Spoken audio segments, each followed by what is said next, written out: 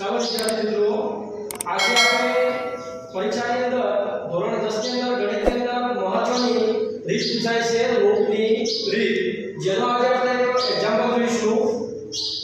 રકમ છે x + y = 5 અને 2x - 3y = 4. લોપની રીતે ઉકેલ મેળવો, આવો પરીક્ષામાં આપણને પૂછાય છે. તો આ દાખલાને આપણે ગણવા માટે આપણને પહેલાથી આઈડિયા હોવો જોઈએ કે લોપની રીતમાં શું કરવું. તો ધ્યાન આપીશું.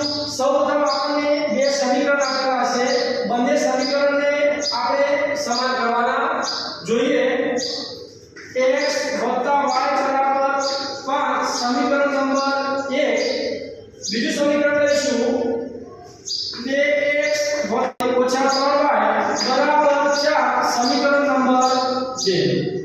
બંને સમીકરણમાં જોઈશું હોય કે સરખું છે કે કેમ. તો અહીંયા સમીકરણ 1 ને 3 વડે ગુણતા સમીકરણ 1 ને 3 વડે ગુણતા સમીકરણ 1 ને 3 વડે ગુણીશું ત્યારે સમીકરણ 1 3x + 3y = 5 થશે, જેથી કરીને 3y અને 3y બંને સમાન થશે. તો જોઈએ 3x + 3y = 5 સમીકરણ નંબર 3. હવે સમીકરણ નંબર 3 અને સમીકરણ નંબર 2 ને ધ્યાનમાં લઈશું. તો સમીકરણ 3 અને સમીકરણ 2 ની અંદર -3y + 3y બંને સરખા છે. તો કે સમીકરણ 3 અને સમીકરણ 2 નો સરવાળો કરતા માટે સમીકરણ 3 અને સમીકરણ 2 નો સરવાળો કરતા તો સમીકરણ 3 માં જોડે છે 3x + 3y = 15. અહીંયા લખીશું 3x + 3y = 15. સમીકરણ નંબર 2 આપણને આપેલું છે 2x - 3y = 4. જે લખીશું 2x - 3y = 4.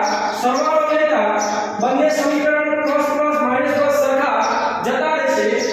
3x + 2x એટલે કે 5x = 5 15 અને 4 એટલે કે 19. x = 19 5 ગુણાકાર છે બરાબરની પાછળ એટલે ભાગાકારમાં જશે એટલે કે 19/5. આપણને x નો ઉકેલ મળી ગયો છે. હવે આપણે જોઈશું y નો ઉકેલ.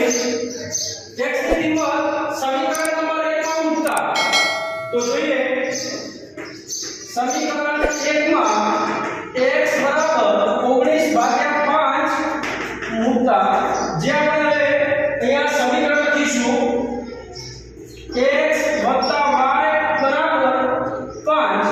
જેની અંદર x ની કિંમત મૂકીશું 19/5. તો કે 19/5 + y = 5. 19/5 એને આપણે બરાબરની પાછળ લઈશું તો માઈનસ થશે. તો આગળ y = 5 - 19/5. હવે નીચે છેદમાં કશું નથી તો આપણે લખી શકાય. જ્યારે છેદ સરખા ન હોય ત્યારે ચોકડી ગુણાકાર કરવો પડે. તો કે y = 5 × 25 19 ×